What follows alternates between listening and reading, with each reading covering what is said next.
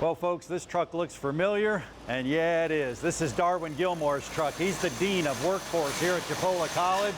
This is the big boss, man. What a way to start a season. You know, we work on business and industry vehicles, college vehicles, students' vehicles, and all kinds of vehicles here at Tech Garage.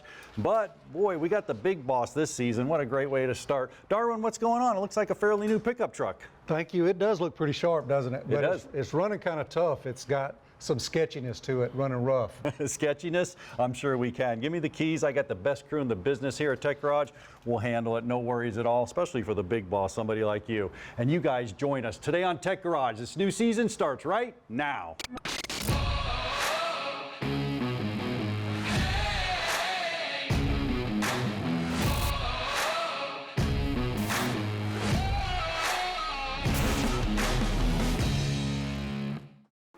Welcome to Season 9 of Tech Garage, presented by RockAuto.com. Wow, Season 9. This is going to be the greatest season ever. How can I say that? Well, Garage Ed's all about the air conditioning system. And we have a new segment called Keep It or Crush It. We're either going to fall in love with the car or get rid of it. Crush it. Out it goes. And in true Tech Garage fashion, man, we got the coolest demos, cutaways, technology on the planet. And speaking of coolest, Dave, here you are, my man. John, we're doing something we've never done before with the Keep It or Crush It. Used car prices are insane these days, so we're finding some vehicles. We found a minivan, we found a mid-80s Ford pickup truck, and of course a Chevrolet Square Body, which is the crown jewel. It's a four-wheel drive, it's a short bed. We think we can clean that up and make a huge profit on that and give somebody a nice vehicle as well. Yeah, no doubt about it. That's gonna be a phenomenal segment, but here we go, Dave. I'm not gonna let you off the hook that easy. I got a 2016 Ford F-150 in the shop, man. Some new technology, 5.0 liter, coil on plug. Got a code P0300. That's a random misfire. Now the P, that's a powertrain code. The 0, that means it's generic. The 3 is an ignition system, and the 00 is that random misfire. Shocker, Dave? No, you said the magic words, coil on plug. And that's the thing that tends to go wrong with vehicles, these Fords from this era. Yeah, and you know, last season we had one of these. You ran your Jurassic Park test, and it was pretty easy to isolate. You know, this one here, it could be anything. Hey, why don't y'all just use the scan tool and you can do a power balance test on it? Just run up scan tool, power balance test. Yeah, I should have known. Dave, Yeah. Just do what the kid says. Oh, thanks a lot. Yeah, probably a good idea, Dave. Let's take a ride. Well, we got our fancy-dancy scan tool in here, and like Josh said, why don't you run a power balance test? He was right. He's absolutely right. So what we did is we hooked up the scan tool here. I went into some special tests. This is pretty cool. You can actually do what he said. You can run a power balance test. And under that power balance test, it's going to show us all the cylinders, which is really neat. And with all the cylinders, we should be able to see that one that we're kind of feeling. You felt it. I felt it absolutely. So we know it's misfiring somewhere very clearly. This will tell us which cylinder it is. It'll tell us what cylinder it is. Matter of fact, I'm going to fire it up. And when I fire up the truck, it's going to go ahead. We're going to let it stabilize. A lot of times they're in this open loop. The computer's getting the thing all going and everything's fine. So we'll wait a couple of seconds. But this is really cool. If I wanted to run a power balance test, Dave, I could actually cancel the cylinder. So injector number 1, I can disable that cylinder. And when I disable it, you'll see injector number 1 start to drop out right there. Yeah. All right, there it goes. Feel it too. All right, yeah, you feel it. So it's killing that cylinder right there. Yep. Now I exit that there, I enable it, I put it back, all right, put the injector back, and see one comes back. But check this out, now I'm not disabling nothing. Let's give it a little minute. Uh-oh, they all should be flat. What's happening here? Cylinder 4 dropping out. Cylinder 4 is dropping out. I'm not disabling it. So basically dead to rights. We actually found that misfire. That is it. And it could be the coil, could be the plug, could be the injector. Could be the coil, the plug, the injector, could even be compression, we're not sure yet. So as a do-it-yourselfer or even out in the driveway, a really cool test, you can go ahead and swap the coil and plugs, maybe take an easy one from this side and just move them. If the misfire moves, well, then it's the coil or the plug. If it doesn't move, uh-oh. So you don't need to have a scan tool like this. You can actually do it in your driveway. We're going to show you how to do that next. Yeah, absolutely. Stick around because we'll show you the test what we run. We'll show you how to do it. We'll be back with more Tech Garage presented by RockAuto.com.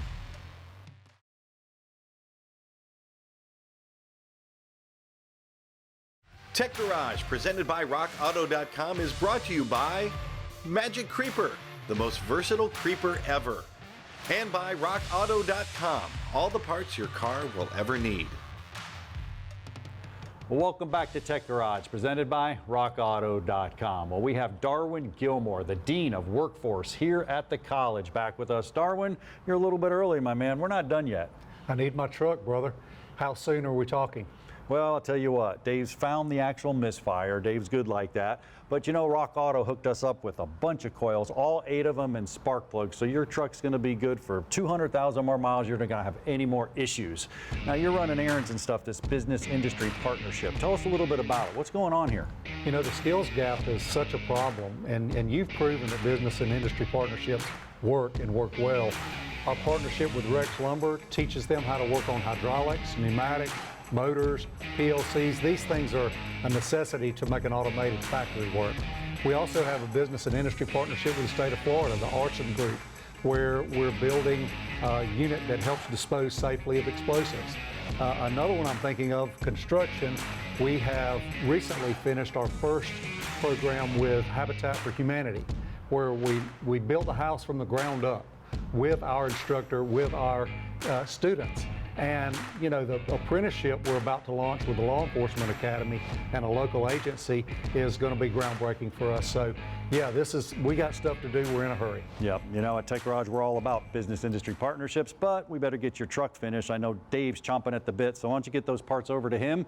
And meanwhile, I'll show you guys an actual business industry partnership demo right here, which is really cool, man. LKQ, Holly, everybody stepped up to the plate, and they give us one of the coolest training demos on the planet. Now let's talk about that engine, how to misfire. But let's say, for example, you had spark and you had fuel. Well, now you have an engine problem, so you have to check the mechanical integrity of your engine. Let's start out with a first test, pretty simple one called a vacuum test.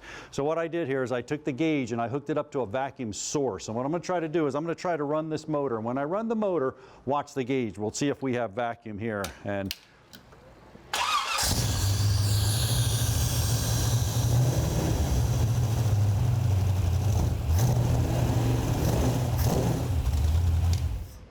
I love the vacuum and I love the motor. That was showing about 15 or 16. That's pretty good. You want anywhere from 15 to about 22 inches of mercury. Matter of fact, take a look at this graphic right here. You can see normal vacuum is 17 to 21.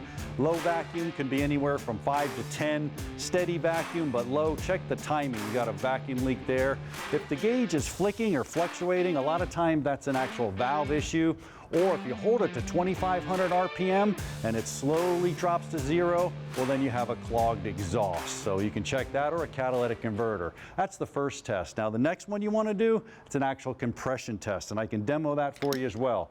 Take it, blow the spark plug, get the stuff away from it, get the engine up to operating temperature. Then what you want to do is you want to go ahead and remove the spark plug. I'm going to pop this one off down here, and then I'm going to remove this spark plug right here. Now, of course, I ran the engine, so these headers are burning hot, so I'm going to try to be careful. And you do the same at home. Just let the engine get a little bit warm. You guys can see the spark plug come out of the hole. Then what I'm going to do is I'm going to take the compression gauge, and I'm going to insert it where the spark plug was. Now, why do I want to do that? I want to check the compression or the pressure that the cylinder's making. Come up to the top of the motor here. I'm going to block the throttle wide open so you guys can make sure we got full air going in and coming out. And then I'll hook up the gauge. And when I hook up the gauge, what I want to do is I want to run it through 4 compression cycles or 4 puffs. I'll disconnect the ignition so the car doesn't start. And then I'm going to go through 4 puffs. So if you guys watch the gauge and get real close on that, you'll see it come up as we start to get compression. 1, 2, 3, 4. This one's showing about $150. This engine's in good shape. If you had low compression, you'd have an issue. Now we can actually take a look at this graphic here, kind of talks a little bit about it. My cylinder compression gauge. It's in good shape if they're all together. If you got more of the cylinders low, 20% around, you got a tired engine. If one or more cylinders low, it's just gonna be that, hey, I wanna check that cylinder and see what's going on. If they're adjacent cylinders side by side, you could have a head gasket problem. Now that's a good look at compression, but if you had an issue or low compression, you'd want to run a cylinder leakage test. And you don't want to miss that, so stick around. There's plenty more Tech Garage. Right after this break, we'll run that test.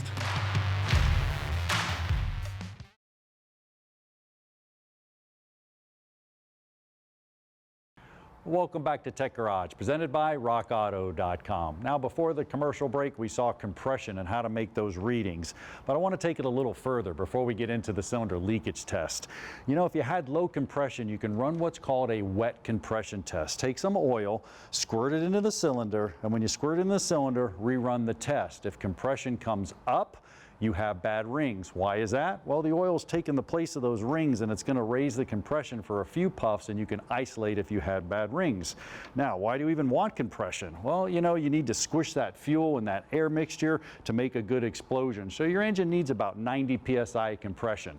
If you didn't have that, well, you can shift over to a cylinder leakage test. Now, a cylinder leakage test, I have to actually switch the hose. The hose is a little bit different because we're going to put air into the cylinder and not out like a compression test. So I'm going to put that hose in there, and then what you want to do is you want to put your engine on top dead center compression stroke. Well, how can you do that? You can actually come down to the harmonic balancer. A lot of those marks on there, if you look at a harmonic balancer, you can bring that up right there to the 0. That's usually top dead center. Or you can come over here and you can have it puff and then bring it back a little bit. You can look in with a flashlight, making sure it's coming up to top dead center, because you want both valves closed. You want to be able to put air in the cylinder and it should go nowhere. So here's the deal. I have my cylinder leakage gauge here. I'm just going to hook it up. Okay, and then what I would do is I'd take an air source. I got my air source right here, plug it in here, and then what I'll slowly do is I'll slowly start to inject air in the cylinder. Like I said, it really should go nowhere. But if it is coming out, well, you can take a look at this graphic right here. It kind of shows you where it's going. You're going to have about 20% leakage. That's normal because the rings actually have to seat when the engine fires. But if you have more than 20%, you have a problem. So listen out of the actual carburetor or the throttle body. If it's coming out of there, well, you have an intake valve leaking.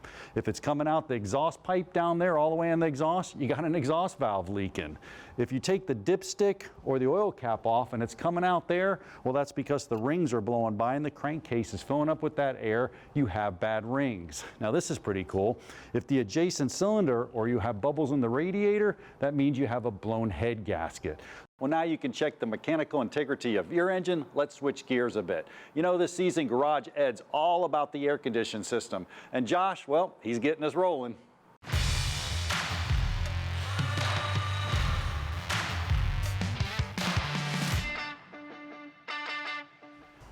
Yeah, John, we're rolling on with AC this year in Garage Ed.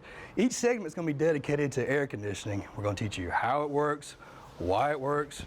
That way you can know exactly what's going on with your air conditioning. You can diagnose it yourself. Yeah, and I'm jealous. You look marvelous in your jacket, Josh. Thank you. Yep, I'm going to get on mine, so that means it's Garage Ed time. Where do we start? Fundamentals? I see you brought me a nice Coke here.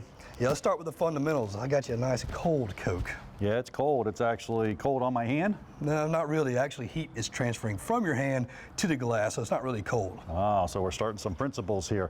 What are the 3 principles of heat transfer? Well, let's start with the first one. The first one is conduction. So let me grab this wrench right here. Right. If you can heat up this wrench, what's going to happen is it's going to conduct down through the wrench into my hand. I should feel it. Oh, I'm going to enjoy this. Ooh, it's getting hot. Ooh. Is it getting hot? My hand's starting to sweat. Oh, awesome. Well, that's a good principle on a car because we have to have conduction in order to move the heat out of the car. What's another one? Another one's convection. So if you fire your torch up again. Okay. All right, so it's heating up the air and it's creating an air current. I can feel that heat blowing over to my hand. That's convection. Now, convection, we have a blower motor in the car picking up the heat, and we have a fan on the outside of the car throwing it to the outside. Right. So that's using cool. Convection. Yep. The other one's radiation. So like the sunshine, campfires, that kind of thing, you can feel the heat radiating literally to your hands. Oh, so like the sun load sensor on the car. So when that radiation's coming down, it can adjust the temperature accordingly. Absolutely. That's neat. Well, you got some cool stuff here. It looks like you're going to blind me with science. What's this all about? Well, what we're doing in the car is heat transfer. We're actually transferring heat inside the car to the outside of the car, from inside to outside. Okay. All right, so what we have here is I'm just kind of mimicking refrigerant. We're going to learn about components and that kind of thing, but compressors only deal with gas. So I have to lower the pressure of the refrigerant so I can boil it in the evaporator. So this is that. Check this out. Whoa, it's boiling, but it's not hot. That's kind of weird. Yeah, it's actually water boiling at room temperature. That's pretty neat, isn't it? So that's what's going on. So if you look at this graphic right here, you can actually tell what's going on. You got the evaporator, you got the condenser. The evaporator's inside the car, so that refrigerant's boiling. It's actually grabbing the heat inside the car. It's transferring it with the actual refrigerant to the outside of the car where you have that fan motor speeding up convection and throwing the heat out. So an air conditioning system's nothing more than taking the heat from in the car and throwing it out of the car. That's how it works. Looks complicated, but it's really simple. It is really simple, but you know what? We have to go through all the components, and we'll do that on all the garage eds coming up this season. This is a pretty cool basics we set on this, but we need to know more. You know, after this commercial, we have Keep It or Crush It, our new segment, man. This is going to be phenomenal. You don't want to miss it.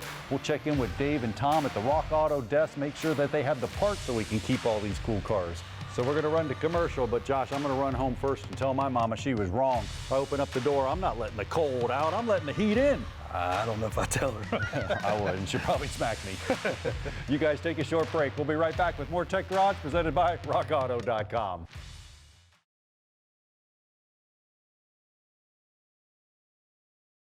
Tech Garage, presented by RockAuto.com, is brought to you by Clamp Tight, the clamp making tool, and by RockAuto.com, all the parts your car will ever need.